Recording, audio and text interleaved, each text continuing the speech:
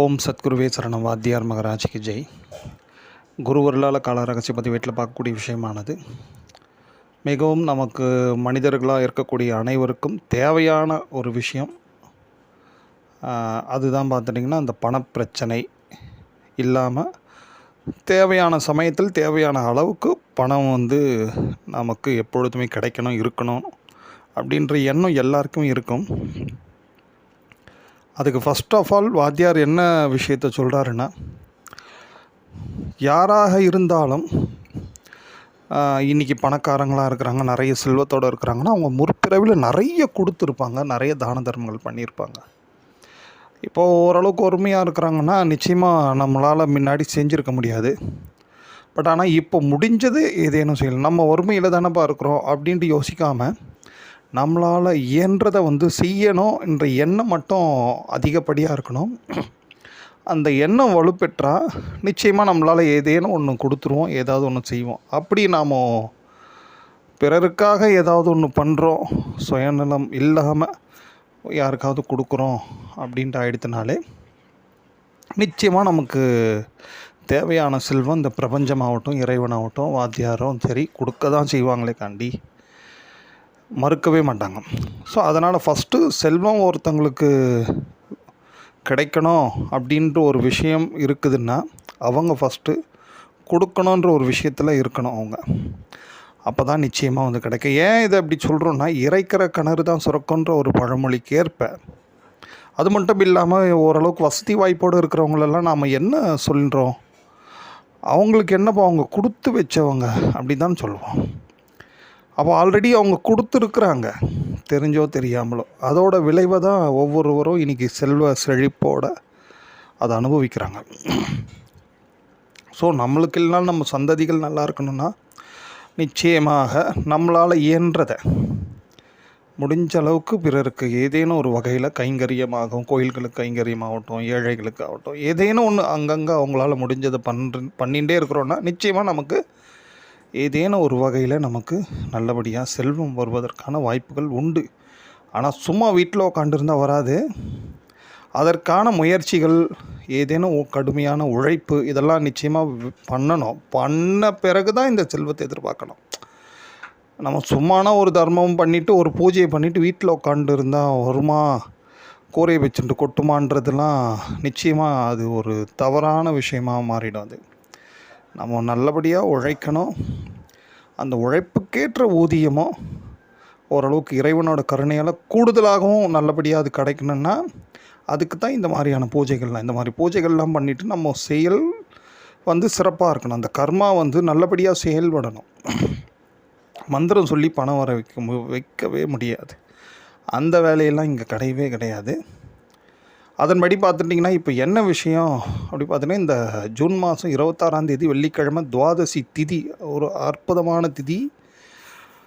மகாலட்சுமிக்கு ரொம்ப பிரீத்தியானது அது. அந்த திதி சுக்கிரவாரம்னு சொல்லக்கூடிய வெள்ளிக்கிழமையோடு வருது. அதோட ஒரு கூடுதலான ஒரு விஷயம், காலையில் இருந்து ஒரு இரவு 7:16 வரைக்கும் விசாகம் திருநக்ஷத்திரம் தான் இருக்கும். அந்த நேரம் விசாக திருநக்ஷத்திரத்தில் கோபூஜை என்று சொல்லக்கூடிய பசுமாடுகளுக்கு எந்த அளவுக்கு நம்ம பூஜை பண்ணுறோமோ அதோட பலன்கள் மிகப்பெரிய அனுகிரகம். ஃபஸ்ட்டு லக்ஷ்மி கடாட்சம் கிடைக்கணுன்னாலே ஃபஸ்ட்டு இந்த கோமாதாவுக்கு நம்மளால் முடிஞ்ச ஏதேனும் சின்ன பூஜையாவது ஏதாவது ஒன்று பண்ணணும். அவ்வப்போது அருகாமல் இருக்கக்கூடிய கோயில்களுக்கு போயிட்டாவது இதை பண்ணுறதுக்கு முயற்சி பண்ணணும். ஸோ அதன்படி ஃபஸ்ட்டு இந்த லக்ஷ்மி பூஜைக்கு ரொம்ப முக்கியமானது கோபூஜை.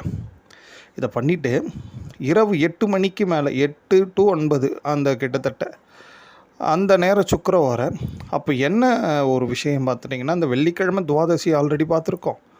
அந்த நேரத்தில் அனுஷம் திருநக்ஷத்திரம் இருக்கும். அந்த அனுஷம் ஒரு அற்புதமான திருநக்ஷத்திரம். ஏன் அனுஷத்துக்கு மட்டும் இவ்வளோ ஒரு செல்வ கடாட்சம் தன்மை உண்டு அப்படி பார்த்துட்டிங்கன்னா, அந்த அனுஷ நட்சத்திர தேவி தவத்தால் பெற்ற நவரத்தினங்கள், வைரம், வைடூரியங்கள் அத்தனையுமே அப்படியே சுவாமிக்கிட்டேயே அர்ப்பணம் பண்ணிட்டாங்களாம்.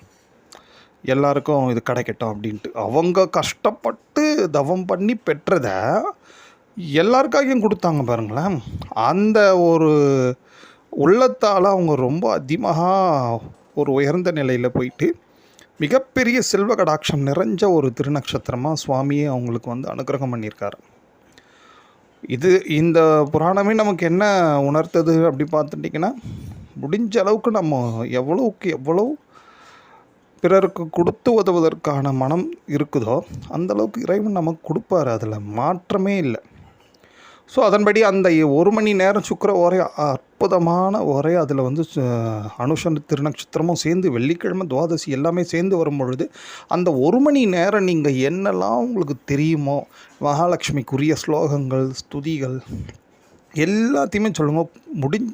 கூடுமான வரைக்கும் நிறைய ஸ்லோகங்களை சொல்லுங்கள். அந்த 1 ஹவரும் வீணாக்காமல் வீட்டில் விளக்கேற்றி வச்சுட்டு, நீங்கள் கோயிலுக்கு தான் பக்கத்தில் போகணுன்ட்டு கூட கிடையாது. கோயிலுக்கு போனாலும் சிறப்பு தான், தாயார் சன்னதிக்கு போனாலும் இல்லைனாலும் வீட்டில் இருந்துகிட்டே இந்த மாதிரி ஒரு பூஜையை நிச்சயமாக பண்ணுங்கள். 1 ஹவர் முழுமையாக லக்ஷ்மியோட தியானத்திலேயே, லக்ஷ்மியோட ஸ்லோகங்கள்லேயே நீங்கள் திளைக்கும் பொழுது அதற்குரிய பலாபலன்கள் நிச்சயமாக உண்டு. இந்த மாதிரி சமயத்தில் நிறைய தாமரை பூக்களை கொண்டு சுவாமி அம்பாளுக்கு அர்ச்சனை பண்ணுறது, நெல்லிக்காயை வீட்டில் வச்சு பூஜை பண்ணுறது, சும்மா பூஜை அறையிலே நெல்லிக்காய் வச்சு கூட பண்ணலாம். அந்த நெல்லிக்காய் வச்சு பூஜை பண்ணும்போது கனகதாரா என்று ஒரு அற்புதமான ஸ்லோகங்கள் உண்டு, அதை கூட சொல்லலாம். அதில் கூட பார்த்துட்டிங்கன்னா ரொம்ப ஏழ்மையான ஒரு பாட்டி தன்னோட பசிக்கு இருந்த ஒரே ஒரு நெல்லிக்கனியை யாச்சகம், அதாவது வந்து பிக்ஷைன்ட்டு கேட்டு வந்தவருக்கு உடனே எடுத்துன்னு போய் கொடுத்துட்டாங்க. எவ்வளோ சங்கராச்சாரியருக்கு நிறைய சாதம் எல்லாமே போட்டிருப்பாங்க. பட் அவங்களுக்கெலாம் இல்லாத ஒரு விஷயம் இவங்களுக்கு மட்டும் எப்படி பார்த்தாச்சுன்னா, தனக்கே இல்லாத ஒரு சமயத்தில் இருக்கக்கூடிய அந்த தனக்காக இருக்கக்கூடிய அந்த ஒன்றையும் பிறர் கேட்குறாங்க, பிறருக்கு தேவை இருக்குன்னு ஒன்றையும் எடுத்து கொடுத்தாங்க பாருங்களேன். அதுக்கு தான் அந்த தங்க நெல்லி ஸ்வர்ண மலையாகவே அங்கே பொழிஞ்சது வந்து தான் இந்த புராணமே, இந்த கனகதாரா. ஸோ எல்லா இடத்துலையும் பெரியவங்க அதை தான் சொல்லிகிட்டே இருக்கிறாங்க, இறைக்கிற கிணறு சுரக்குன்ற ஒரு விஷயத்தை. ஸோ அதன்படி பார்த்துட்டிங்கன்னா அந்த 1 ஹவர் முடிஞ்ச அளவுக்கு எவ்வளோக்கு எவ்வளோ முடியுமோ நீங்கள் இந்த லக்ஷ்மியோட பூஜையில் திளைக்கிறதுனால அதோட பலன்கள் நிச்சயமாக மிஸ் ஆகாது. ஏன் அப்படி சொல்கிறோம் அப்படி பார்த்துட்டிங்கன்னா, ஏதாவது ஒரு பூஜையோ ஏதாவது ஒரு தான தர்மம் பண்ணிவிட்டு மறாவது நாளே அதோட பலன்களை எதிர்பார்க்கக்கூடாது. ஆனால் நம்ம பண்ணியிருக்கோம் பாருங்களா, அந்த கால நேர அம்சம் அது மட்டும் மிஸ்ஸே ஆகாது. ஏன்னா அடியேனோட ஒரு பெரிய அனுபவம் அது. நிறைய இந்த ஒரு சில குறிப்பிட்ட காலங்களில் பண்ணக்கூடிய பூஜையோட பலன்களானது என்றாவது ஒரு நாள் நமக்கு வந்து அது பேருதவியாக இருந்து நமக்கு அனுகிரகம் பண்ணும்.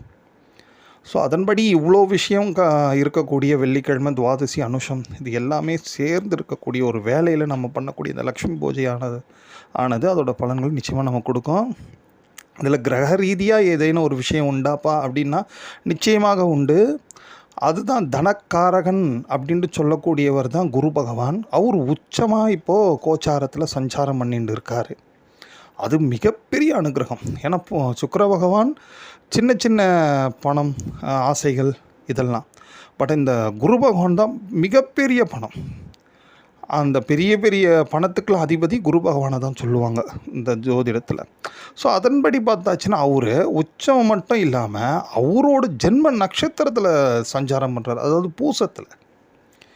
அப்பேற்பட்ட ஒரு காலத்தில் இந்த மாதிரி வெள்ளிக்கிழமை அனுஷம் துவாதசிலாம் வரும்பொழுது அதை நாம் தவற விடவே கூடாது. இந்த சமயத்தில் நம்ம பண்ணி வைக்கக்கூடிய பூஜையோட பலன்களானது நிச்சயமாக நமக்கு நல்ல முறையில் நமக்கு தேவையான சமயத்தில் நல்ல லக்ஷ்மி கடாட்சம் கிடைக்கும். அதை வந்து அப்போ தான் நம்ம அடியார்களுக்கு இந்த மாதிரி நல்ல லக்ஷ்மி கடாட்சம் இருந்தால் தான் மேலும் நிறைய இல்லாதவங்களுக்கெல்லாம் கொடுத்து உதவுவதற்கு அவங்களால முடியும். ஸோ அதனால தான் இந்த விஷயத்தை உங்களுக்கு ஞாபகப்படுத்துகிறோம். கூடுதலாக அந்த நாளில் வந்து வாத்தியார் என்ன சொல்கிறாருன்னா, நிறைய இந்த பால் பாயாசத்தை தானம் பண்ணுறேன்னு சொல்கிறாரு. அந்த பால் பாயாசத்தில் நிறைய பாதாம் வந்து சேர்ந்து இருக்கும் பொழுது நல்லது. அதுலேயும் குறிப்பாக என்ன சொல்கிறாருன்னா, வெள்ளி டம்ளரில் தானம் பண்ண சொல்கிறாரு. பட் ஆனால் வெள்ளி டம்ளரை பத்திரமா திரும்பி வாங்கிக்க சொல்கிறாரு. அந்த மாதிரி பண்ணியாச்சுன்னா நல்ல முறையில் வந்து ஒரு லக்ஷ்மி கடாட்சம் கிடைக்கும் அப்படின்ற ஒரு விஷயத்தையும் வாத்தியார் குறிப்பிட்டு சொல்கிறாரு.